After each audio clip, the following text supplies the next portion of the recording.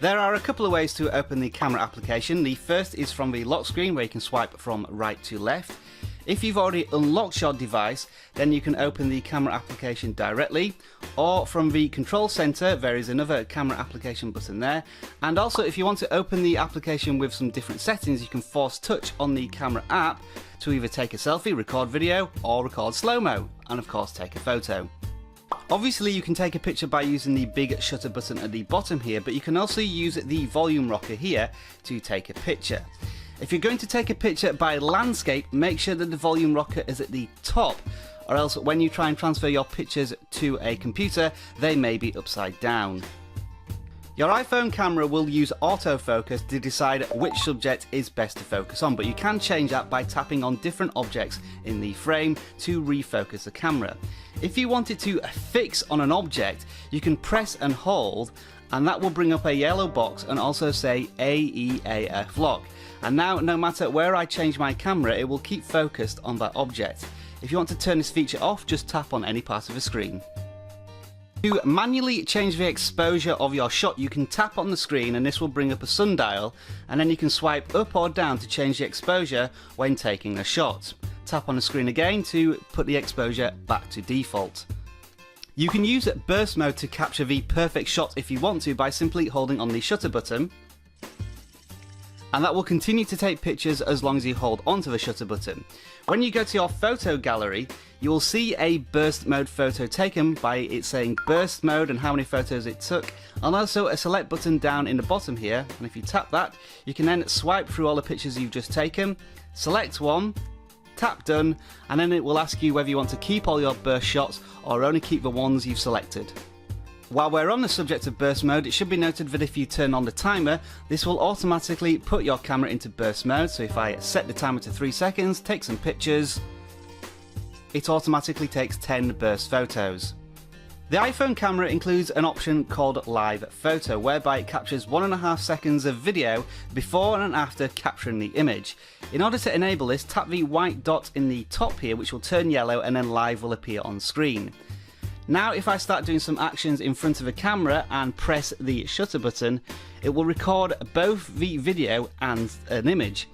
Now if I go to the gallery, you can see that's the picture it's captured, but then if I force touch it, you'll be able to hear video and audio. Press the shutter button, it will record both. Just bear in mind that this will take up more space on your storage. As strange as this may sound, none of the settings can be accessed through the camera app itself. You have to back out and go into settings and scroll down to photos and camera. The actual camera options are at the bottom of the screen and include being able to turn a grid on or off, changing the recording video quality, which you can go up to 4K at 30 frames a second, and also slow motion, which you can change to 120 or 240 frames per second. The bottom option is whether you want to keep the normal photo from a high dynamic range photo. This is where several photos are spliced together to give you a better contrast and colours in certain settings. If I go to the camera application and make sure that HDR is turned on and then take a picture, if I then look at the gallery, we can then see that this was the HDR photo that was taken, but it also kept the normal photo that was taken with it. If you're wanting to add some colour or indeed take some away, then you can use the quick filters in the top right hand corner to do things like mono or various other filters. Simply tap on one to choose a filter, and of course along the bottom we have these 6 different camera options, which include time-lapse, slow-mo, video, photo, square photo for taking pictures on Instagram, and the panorama. If you want to take raw photos, you can't do it through the native iPhone application, but you can do it with free photo applications from the App Store. One such application is simply called RAW. I will leave a link for it in the video description, and it also includes some interesting features such as manual focus.